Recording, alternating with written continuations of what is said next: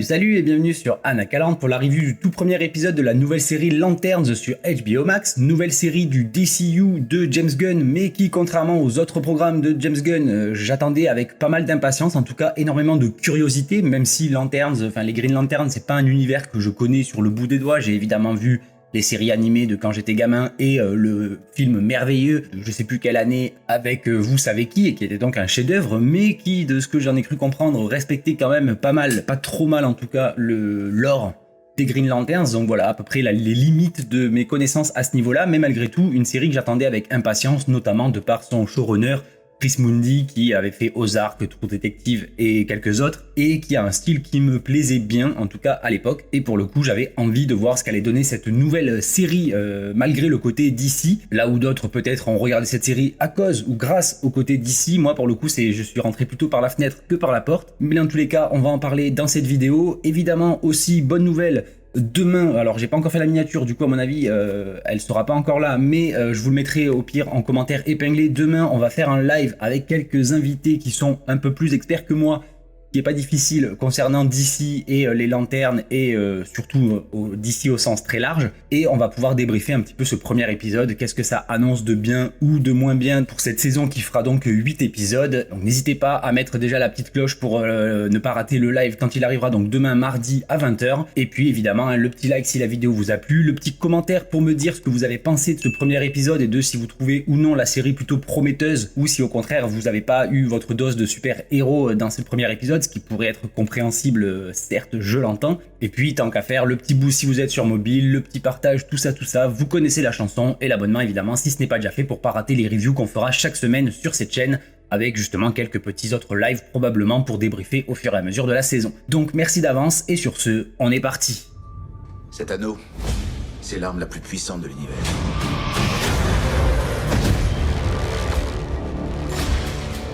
Est-ce que tu as peur ?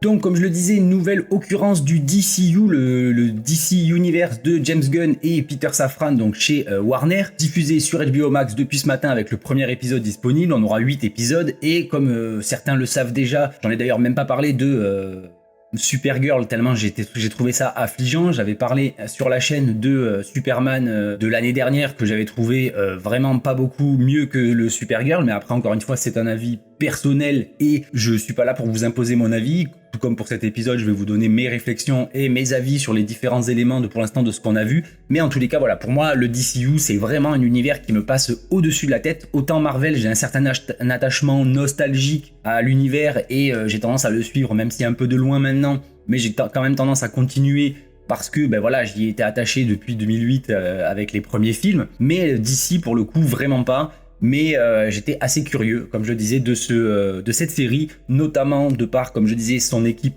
avec le showrunner, les créateurs aussi, donc Chris Mundi qui est accompagné de Lindelof et je sais plus qui. Puis il y a quand même le côté HBO qui fait quand même des séries plutôt pas mal, hein. Encore une fois, la semaine dernière, on a terminé l'arc House of the Dragon avec la saison 3 qui était quand même d'une qualité certaine, on va dire. C'est d'ailleurs la saison la mieux notée des 3 de House of the Dragon. Et surtout que je suis un fan, entre guillemets, de longue date de Kyle Chandler, qui joue donc Hal Jordan dans cette série, et j'avais très envie de voir ce que ça allait donner. En plus, vous le savez aussi si vous êtes abonné depuis quelques temps sur la chaîne, mais j'ai aussi une affection particulière pour la voix française de Kyle Chandler, et du coup c'est assez plaisant de le retrouver, même si je vous avoue que j'ai regardé l'épisode en VO.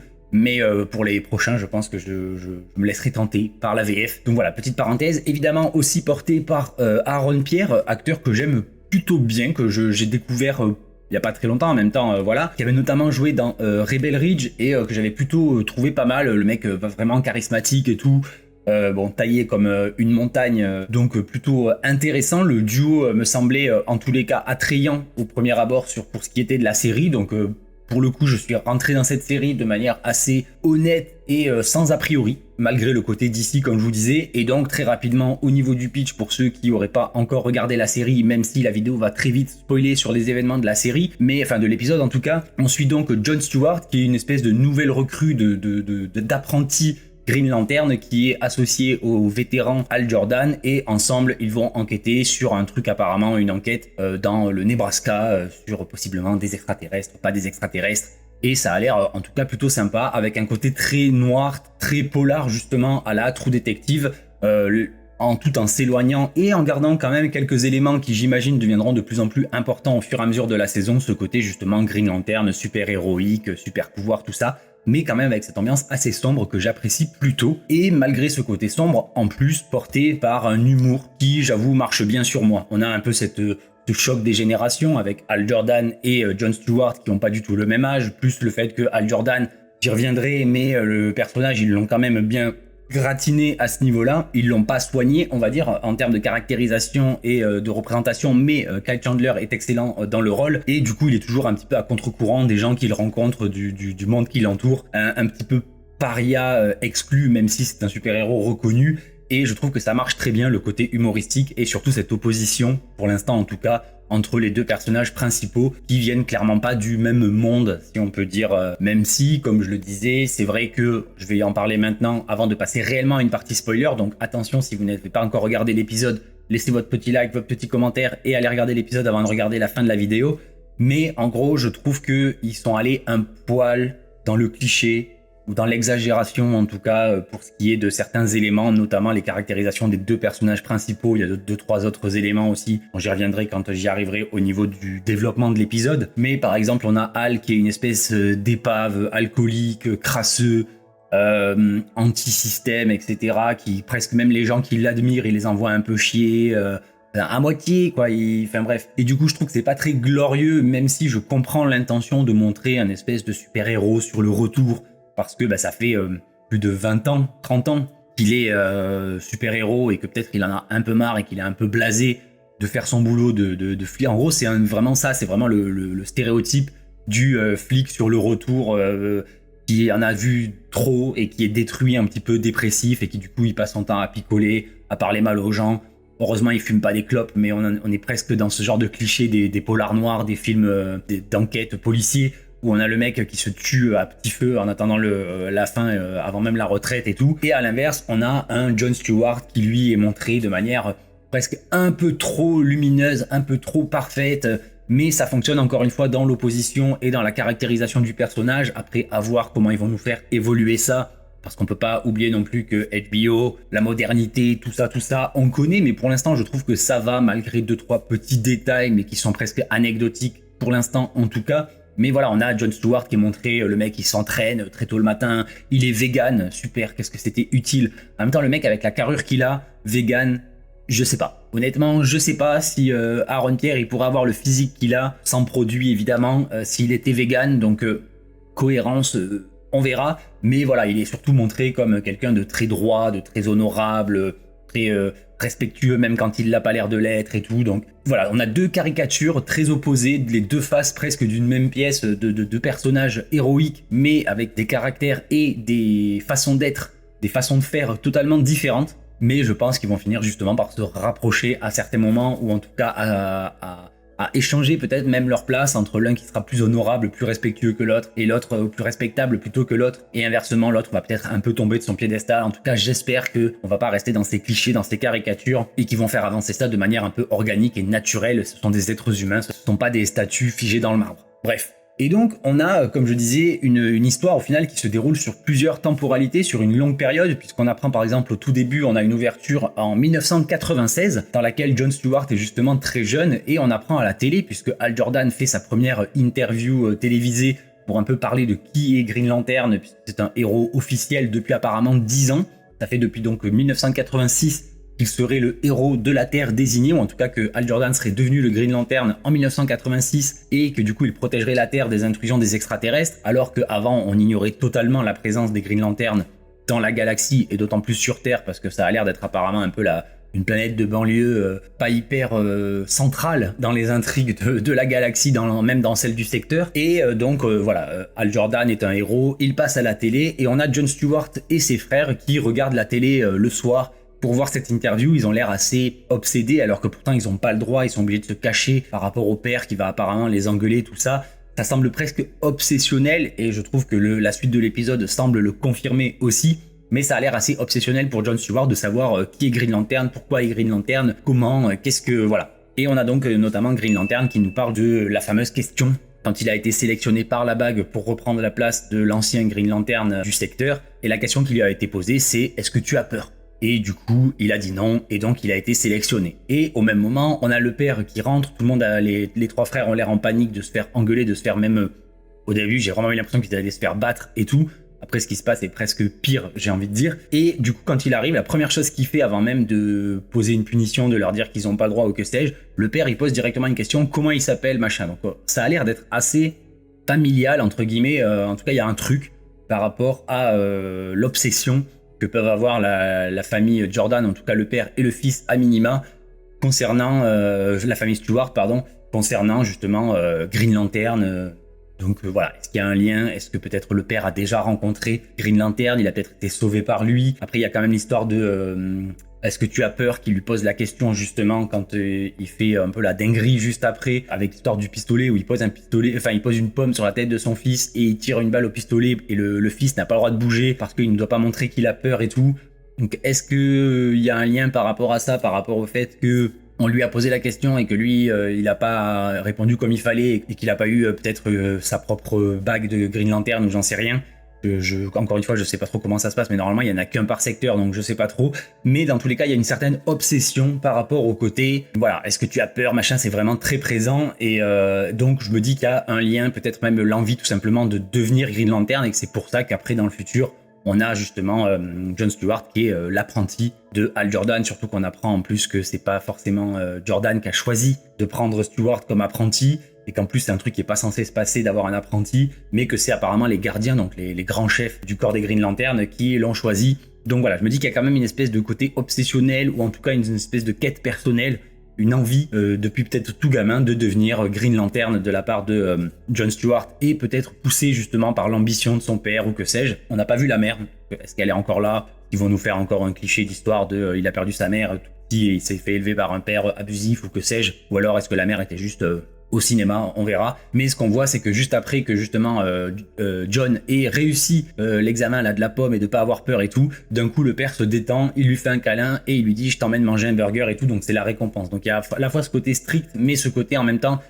si tu prouves que tu n'as pas peur justement, je suis gentil avec toi et je te machin. Alors que les autres fils, ils sont complètement un peu lâchés, ils parlent pas de les emmener au burger, donc est-ce qu'il y a une favoritisme par rapport à John ou que sais-je? Mais dans tous les cas, je pense que ce sera creusé et que ce sera peut-être intéressant. Attention à pas tomber dans des clichés, mais je pense que ça pourrait être intéressant à creuser en tout cas cette chronologie des années 96 et quelques de la jeunesse de John Stewart, puisque possiblement on aura droit à la genèse du personnage. Là où, étonnamment, en tout cas pour le moment, à l'inverse, on a très peu d'informations sur le parcours de Hal Jordan, qui plutôt nous le donne par des mots, il nous explique quelles certaines choses, comme il explique par exemple à John Stewart un petit peu comment il a obtenu son pouvoir un peu plus tard dans l'épisode, alors que pour John, on voit les événements. Donc clairement, ils essaient de nous mettre l'emphase sur le personnage de John, ça c'est assez évident, surtout même avec un truc qui se passe aussi dans l'épisode, qui clairement nous laisse entendre que c'est John le vrai héros de la série, mais ça j'y reviens évidemment, parce que d'abord je trouve ça un petit peu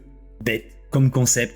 L'histoire du « est-ce que tu as peur ?» Non, j'ai pas peur, donc tu es digne d'être un héros ou que sais-je. Alors que justement, quasiment tous les trucs de super-héros, ce qu'ils nous apprennent, et même les trucs héroïques, même la littérature plus classique, etc., qu'on nous dit à chaque fois, c'est que le courage, ce n'est pas une absence de peur. Au contraire, c'est avoir peur, mais dépasser cette peur pour faire preuve de courage. Et moi, je croyais que c'était ça. La vraie valeur d'un héros, c'était d'être courageux, et pas d'être pas effrayé. Parce que pour le coup, ne pas être effrayé, comme le dit d'ailleurs un peu plus tard la shérif, c'est pas forcément une preuve de grande qualité humaine, puisque ne pas avoir peur, c'est ne pas avoir de proches pour qui s'inquiéter, ne pas avoir de famille, comme elle le dit très bien d'ailleurs, ne pas avoir peur, c'est être seul. Et donc être entouré, avoir des gens qu'on aime et qui nous aiment, c'est forcément avoir peur à minima de s'inquiéter un petit peu pour eux. Même si on aura probablement l'opposition par rapport à John justement qui dit qu'il a pas peur, mais qu'il a quand même une famille. Donc est-ce qu'il est proche réellement de sa famille? Est-ce qu'il a vraiment pas peur ou est-ce qu'il a quand même peur? Je pense que voilà, cette notion de peur va évidemment être une thématique, à voir comment elle sera travaillée, étudiée. Encore une fois, il faudrait pas non plus trop tomber dans le cliché de Hal.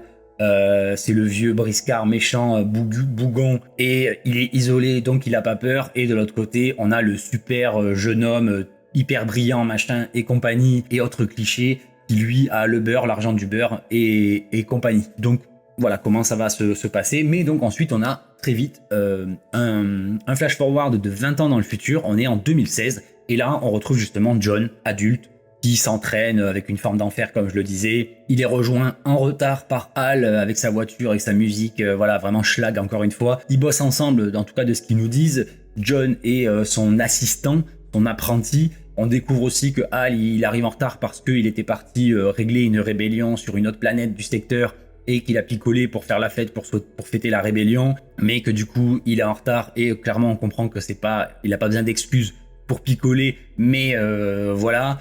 On a une espèce de conversation où les deux un petit peu s'opposent. On a John qui lui sort du sir, du monsieur tout le temps. Et j'aime beaucoup la réflexion de Hal qui lui dit moi j'y vois une insulte et un faux respect. Et John dit que non, que c'est pas vrai. D'ailleurs plus tard il dit non mais je le respecte. Sauf que quand la shérif lui demande mais pourquoi tu le respectes, ou c'est pas la shérif, c'est une meuf qui lui demande pourquoi tu le respectes, il sait pas répondre parce qu'en vérité ça fait fake. C'est ça aussi qui me fait dire que les personnages il va y avoir de la friction entre les personnages au-delà de ce qu'on a vu là, parce que je sais pas, je trouve que il est un peu faux pour l'instant, en tout cas le Jon Stewart, concernant en tout cas ses sentiments et son respect envers Hal Jordan. Donc j'ai assez hâte de voir ça, et on découvre que donc depuis 2 mois, il est en train de s'entraîner, mais qu'il a jamais réellement essayé la bague.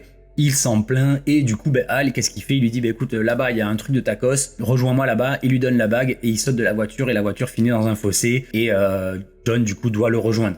Alors comment Hal est arrivé aussi vite après au tacos, parce que lui aussi était à pied vu qu'il avait plus sa bague, mais dans tous les cas il y a eu quand même l'escalade pour sortir du trou parce que la voiture elle a plongé. Mais voilà, donc c'est assez drôle, on voit à quel point il a à la fois très peu de respect pour la sécurité de John. En gros démerde-toi, c'est comme lui enlever les petites roulettes dès le premier coup. Et en même temps on a John qui est un peu jamais content. D'ailleurs juste après il appelle son papa pour se plaindre que Jordan il l'a balancé dans le fossé et qu'il est pas gentil, et on voit encore une fois que son père il insiste de ouf pour qu'il réussisse à devenir un Green Lantern en lui disant est-ce que tu veux ce boulot machin et tout. Donc vraiment la pression de ouf. En plus on voit que le père était militaire.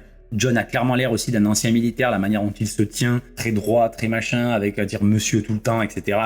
Donc il y a vraiment ce côté pression parentale pour que John devienne un Green Lantern. Donc ça pareil, c'est une thématique qui pourrait être intéressante si bien amenée, du fait que peut-être que c'est pas forcément le rêve de John, mais que c'est le rêve qu'on lui a toujours mis dans la tête et qu'il a jamais réfléchi à faire autre chose de sa vie, ou peut-être pas, enfin on verra. Pour l'instant avec un épisode c'est assez difficile de voir vers où on va partir vraiment à ce niveau-là. Et ce qu'on apprend surtout par rapport à ça, c'est que donc John il a fabriqué du papier bulle. Donc Hal se moque un peu de lui, mais en même temps ça a fonctionné, et je pense que quand on n'a pas le temps comme ça, le premier truc qui nous vient, c'est déjà pas mal d'avoir pensé à quelque chose dans lequel il n'a pas du tout été blessé, même pas une égratignure, et surtout on comprend qu'il ne s'est pas volé, il est obligé de marcher. Donc est-ce que c'est uniquement lié au fait que Hal soit encore en vie, mais en même temps il peut quand même utiliser un petit peu? Est-ce que c'est lié au fait que peut-être il a pas dit le serment, là je sais plus comment on dit, dans la lumière, je l'ai en anglais bizarrement mais pas en français, mais voilà le serment quoi, qu'il y a dans tous les trucs que Sheldon Cooper par exemple n'arrête pas de faire dans Big Bang Theory. C'est comme ça que je l'ai appris par cœur, mais que je ne vous ferai pas avec mon super accent, évidemment, vous vous en doutez. Mais du coup, est-ce que c'est juste parce qu'il n'a pas prêté serment? Est-ce que c'est parce qu'il n'est pas encore digne? Est-ce que c'est parce que Hal est tout simplement encore en vie? Mais bref, John il a encore du mal à se servir de la bague, ou tout simplement parce qu'il n'a pas appris peut-être. Possiblement il va être encore plus doué que Hal vu qu'il a l'air parfaitement parfait. Mais donc ça pourrait être aussi sympa de voir comment leurs pouvoirs sont montrés de manière différente, pour montrer peut-être d'un côté l'expérience, de l'autre le génie, que sais-je. Et alors qu'il est sur le retour, d'un coup il y a un hologramme de Hal Jordan d'il y a 10 ans qui apparaît. D'ailleurs à l'époque il était rasé, il était mieux habillé, il était plus sympa aussi, donc moins aigri. Donc on a aussi cette évolution qui nous est montrée sur les 10 dernières années de son service, qui pourrait expliquer justement le pourquoi du comment les gardiens ont décidé unilatéralement de commencer à former un remplaçant humain à Hal Jordan, parce que peut-être que depuis 10 ans il est tombé un petit peu trop bas et trop désobéissant ou trop alcoolique, que sais-je, et qu'ils veulent préparer la suite au cas où carrément le remplacer. Ça on verra. Mais donc on a cette mémoire sauvegardée de Hal il y a 10 ans qui vient parler avec John, et c'est là qu'on comprend justement qu'il n'est pas censé y avoir d'apprentis. Plein de petites choses étranges que justement le Hal Jordan d'il y a 10 ans est un peu étonné. Après il y a beaucoup de choses aussi que John ignore, parce que en vérité Hal ne le forme pas vraiment. Donc c'est aussi marrant de montrer qu'il le forme sans vraiment le former, et un petit peu à l'arrache.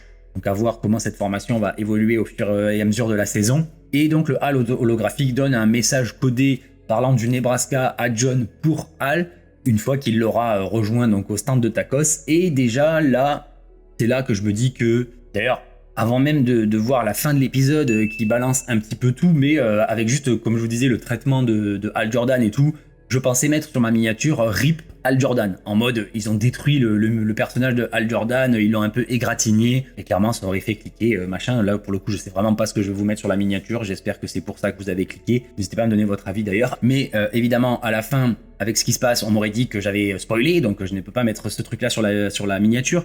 Mais c'est vraiment déjà aussi ce passage de l'épisode qui m'a fait penser, qui m'a confirmé, pour moi c'était évident à ce moment-là, que Hal Jordan allait mourir à un moment donné de la série, même s'il y a aussi ce côté transmission, donc on pouvait s'en douter déjà.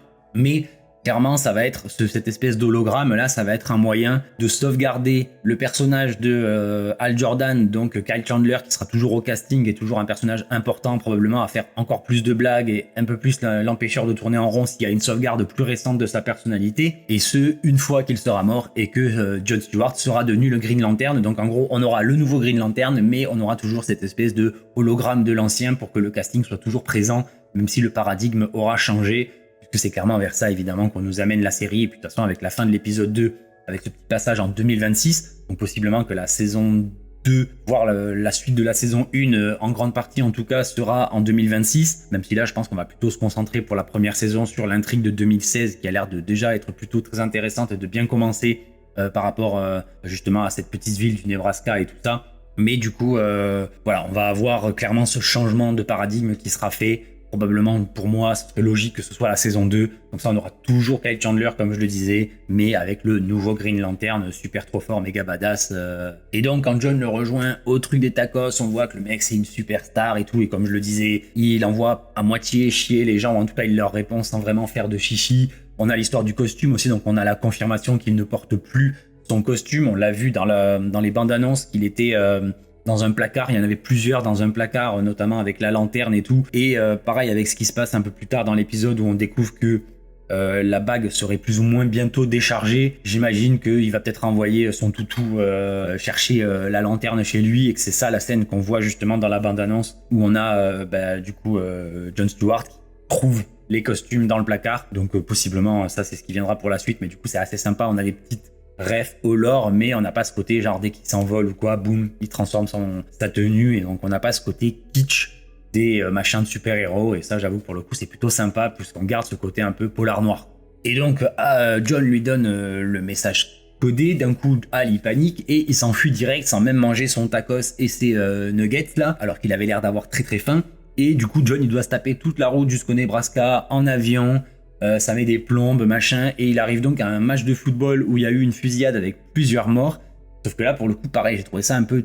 J'ai tiqué un petit peu parce que il a l'air d'arriver alors que ça fait 20 minutes que l'événement s'est passé et qu'il a fait très vite, alors qu'en vrai, non, apparemment il s'est passé 6 heures, il y a encore la foule et tout ça. Bon, Hal, pour le coup, il est arrivé juste après cet événement-là, enfin en tout cas le message a été envoyé au moment où il y a eu cet événement-là, donc il s'est vraiment passé beaucoup de temps, mais on a l'explication de c'est la police d'une petite ville, machin et tout. Ok, même si j'ai trouvé ça quand même un peu chelou de pas avancer un poil plus vite sur ce genre d'événement, mais pourquoi pas, c'est peut-être juste moi qui un peu sur la temporalité, mais voilà, sur le moment je trouvais ça un poil bizarre, mais surtout voilà, on a la rencontre d'un autre personnage qui clairement va être très important dans la saison.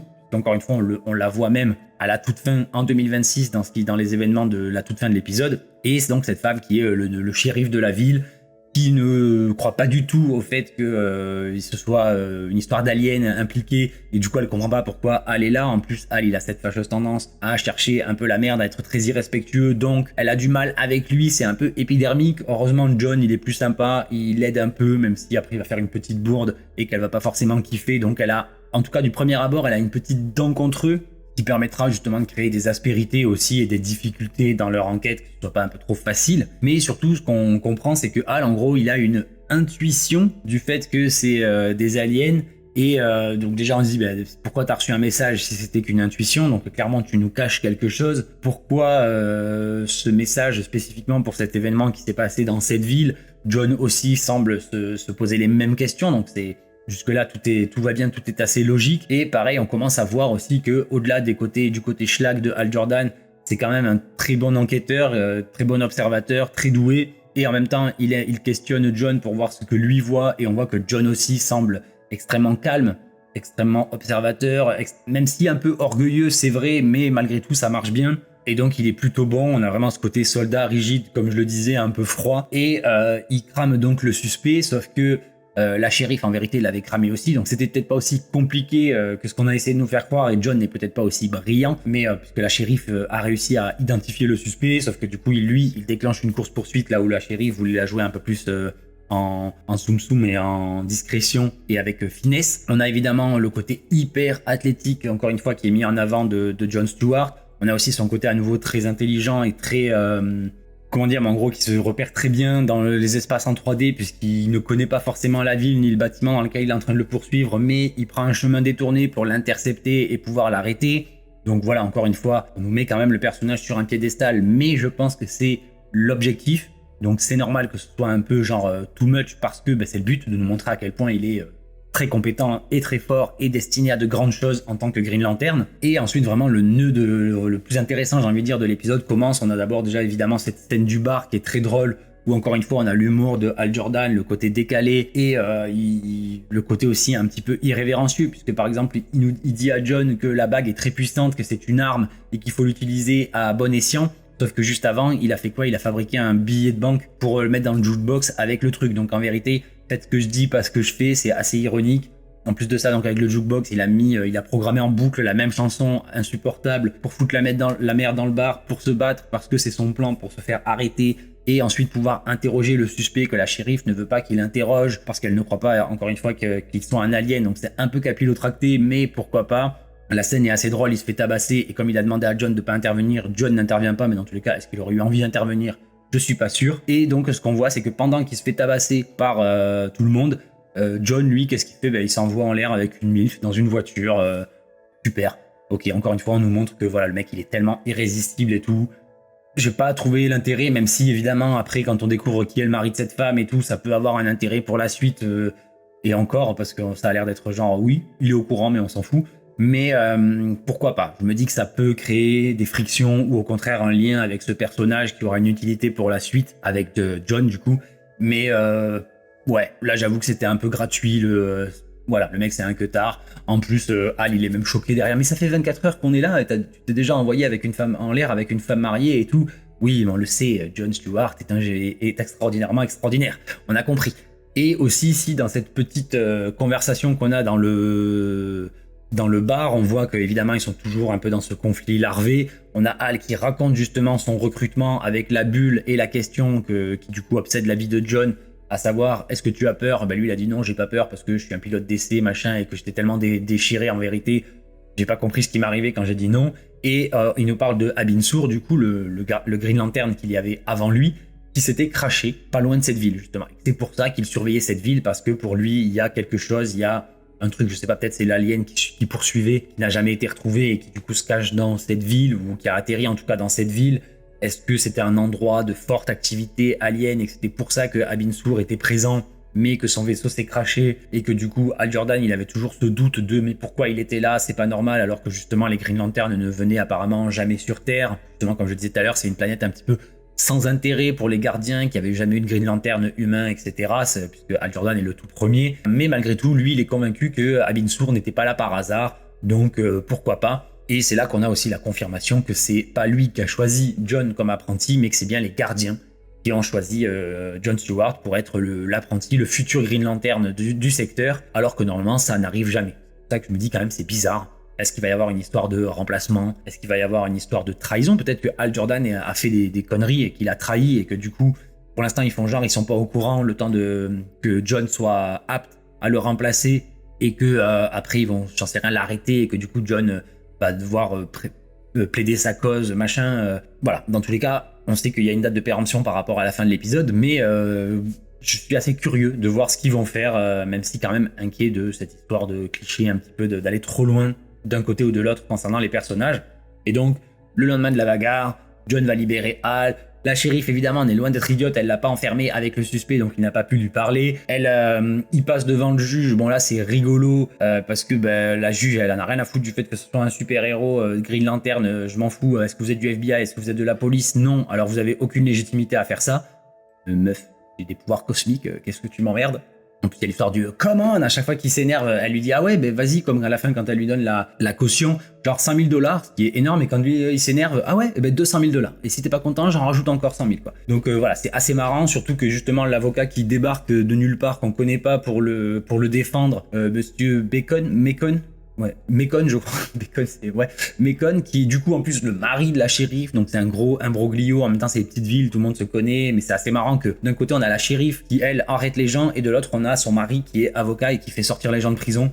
C'est presque trop ironique pour être sain. Et surtout, on découvre que les 200 000 $, donc de la caution, vont être payés par le père de l'avocat et qu'en échange de ça, il demande simplement une rencontre, un barbecue. Pourquoi pas? Ok. La shérif tente d'ailleurs de le convaincre de ne pas y aller parce qu'il ne faut pas être redevable envers le beau-père. Donc évidemment, c'est très chelou. En plus, lui-même est très chelou. Une espèce de redneck mascu très riche qui mange de la viande. Se moque d'ailleurs de John avec son tofu et clairement mérité. Au bout d'un moment, c'est bon. Le mec, il a une santé de fou malade et il mange pas de viande. C'est bon, quoi. Surtout, en plus, au Nebraska. On a d'ailleurs le cliché du Nebraska par rapport au fait qu'ils sont armés et tout. Et un peu plus tard, on a même le cliché du Nebraska que c'est tous des racistes parce que c'est bizarre que le mec qui se fait passer justement pour un mec du Nebraska n'ait pas d'insulte envers Barack Hussein Obama et que du coup, c'est pas normal, c'est pas un vrai blanc du Nebraska. Ça, j'avoue que j'ai trouvé ça un petit poil too much, mais pourquoi pas, ça permet de déstabiliser le suspect et de le triturer avec les autres questions qui viendront après. Mais j'ai trouvé que c'était un poil too much. Et donc, ce mec-là, monsieur Macon, du coup, est-ce que c'est un mafieux? Est-ce que c'est juste un riche propriétaire terrien qui s'inquiète pour sa vie, le genre bienfaiteur, un peu chelou, un peu marionnettiste, mais pas si méchant? Moi, je verrais bien le côté mafieux. En plus, il nous parle du fait qu'il travaille pour un boss et qu'il ne peut pas en parler parce que NDA, évidemment, Hal, il pense de suite au gouvernement ou que sais-je. Clairement, je pense pas que ce soit ça. Je pense que c'est même plutôt l'inverse. Ça se trouve, il bosse pour des aliens ou enfin bref, une autre organisation, peut-être en marque gouvernementale, mais qui a un lien avec les aliens parce que lui, pour le coup, il y croit enfin, il y croit. Tout le monde y croit maintenant que les gens connaissent Green Lantern. Ils savent qu'il y a des extraterrestres et tout. Mais pour lui, voilà, ce qui s'est passé, c'est à cause d'extraterrestres.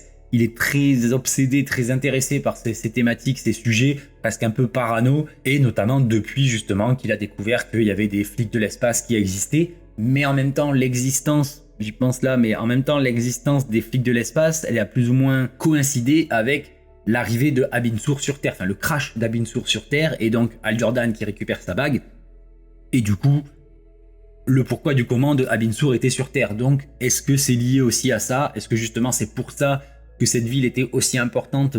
C'est par rapport à un truc lié à ce mec ou à ce sur quoi ce mec enquête et que du coup il veut faire plus ou moins équipe avec Hal Jordan pour le laisser enquêter sur les aliens qui soupçonnent d'être présents dans sa ville et dans son...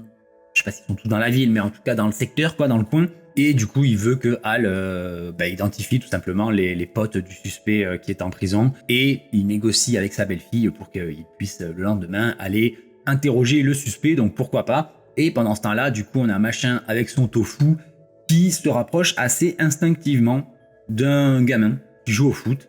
Il va l'aider et tout ça, et c'est vrai qu'on le voit pas trop interagir avec d'autres adultes. Il va de suite vers le gamin.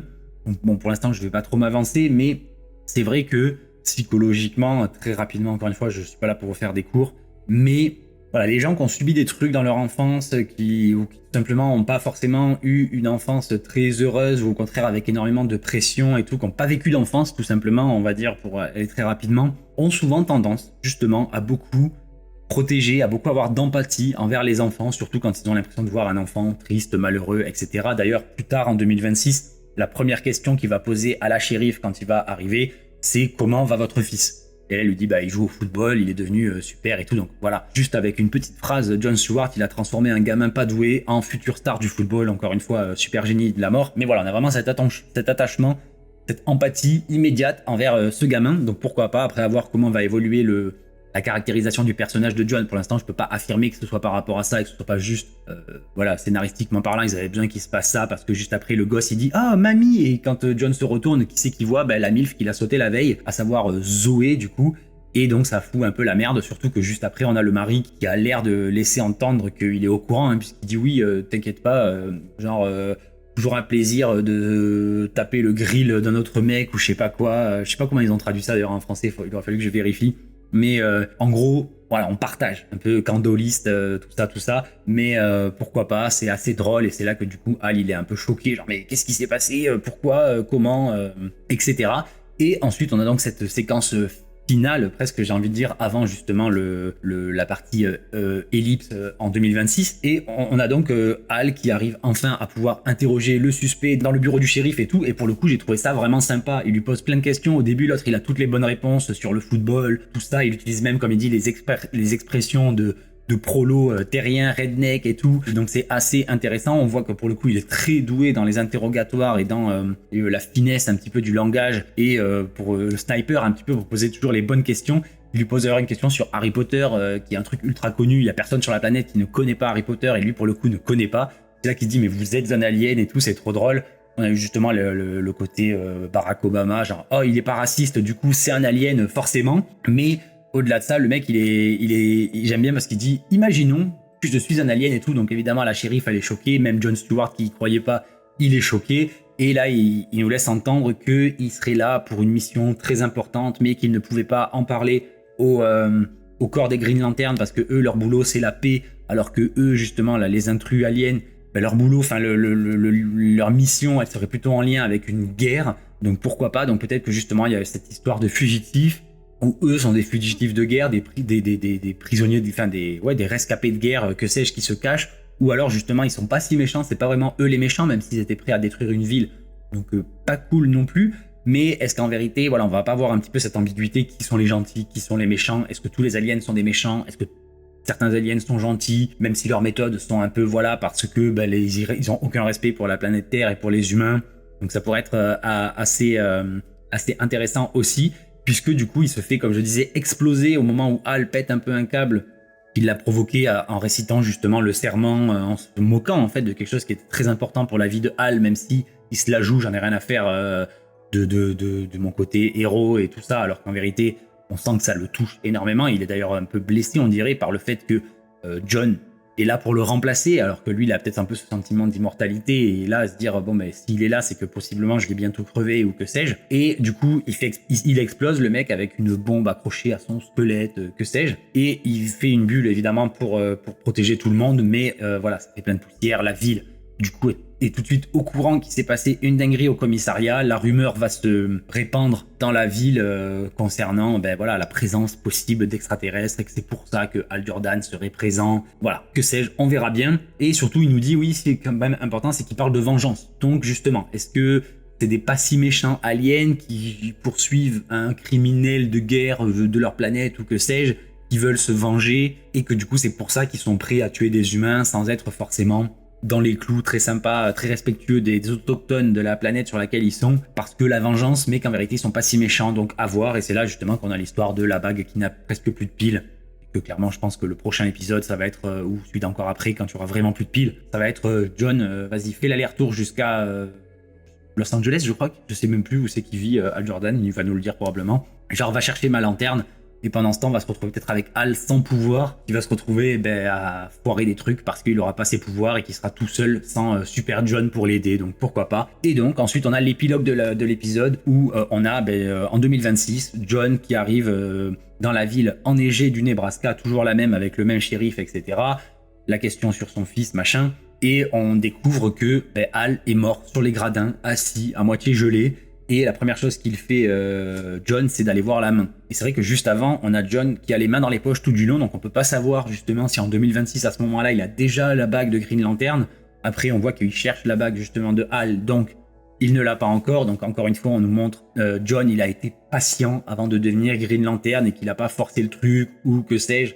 Et que là, ça fait 10 ans et qu'il est toujours autant investi dans sa mission de futur Green Lantern, même s'il est probablement plus apprenti 10 ans après, mais que voilà, il est toujours pas un Green Lantern, il a pas pris la bague, il a pas machin, et Hal du coup a continué son enquête. Alors j'espère que c'est pas la même enquête qui a duré pendant 10 ans, c'est peut-être une autre enquête liée au même lieu ou une conséquence de l'enquête de 2016 qui va le tuer en 2026, que sais-je, mais dans tous les cas c'est assez intéressant et ça confirme, comme je disais, le fait que la saison va se terminer en 2026 avec la mort de Hal Jordan, et que peut-être même que la saison 2 ce sera l'enquête sur la mort de Hal Jordan, ou alors qu'on aura la fin de cette enquête à la fin de la saison 1 et que la saison 2 ce sera vraiment John qui aura récupéré la bague et qui sera devenu le vrai Green Lantern avec tout le toin-toin, hein, probablement que lui il aura le costume, il va nous sortir vraiment le truc épique avec quand il va prononcer son serment, etc. Et du coup on aura quand même toujours Kyle Chandler qui sera présent, mais en hologramme, donc voilà. Bref, dites-moi ce que vous avez pensé de cet épisode. Je trouve que pour l'instant c'est plutôt prometteur, encore une fois, parce que moi j'aime bien le côté pas trop super-héroïque, mais un petit peu quand même, sans en faire justement des caisses. Et ça marche plutôt bien, les effets spéciaux en plus c'était pas dégueu. J'aime beaucoup évidemment ce côté enquête noire et la caractérisation pour l'instant des personnages, même s'il y a le risque de partir un peu dans les clichés, je trouve que c'est quand même plutôt intéressant, plutôt intriguant ce qu'ils vont en faire, donc assez confiant à ce niveau-là. Donc bref, dites-moi ce que vous en avez pensé dans les commentaires, le petit like, le petit abonnement si ce n'est pas déjà fait, pour donner de la force, tout ça, ainsi que le partage et le boost si vous êtes sur mobile, ça fait toujours très plaisir. N'oubliez pas le live de demain soir pour débriefer tout ça en très bonne compagnie, vous verrez. Donc encore merci, et sur ce, je vous dis à très vite sur Anakaland. Bye.